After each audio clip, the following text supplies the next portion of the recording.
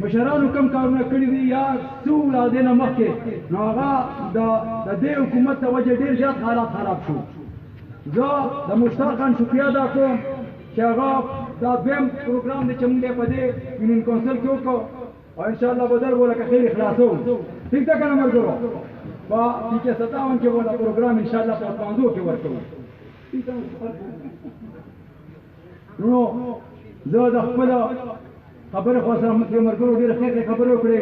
زه د خپل تنظیم د ملګرو شکریه ادا کوم چې څنګه ما سره وعده کړې وه چې انشاءالله دا پروګرام به کامیابوو او په هغه دغه باندې راغلو او ماشاءالله نن زمونږ پروګرام ډېر کامیاب دی.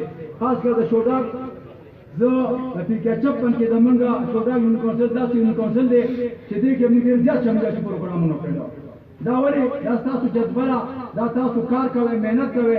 اوس څنګه چې موږ په میټینګ کې فیصله کړې ده چې کمیټي به جوړو زمونږ هغه ملګري چې کوم موږ نه خفه دي یا هسې ناست دي او راپاسي نه ناویل او پردو انشاءالله به راپاسو.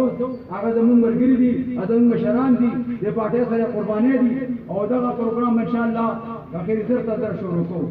زه بیا ستاسو شکریه ادا کوم او ډېر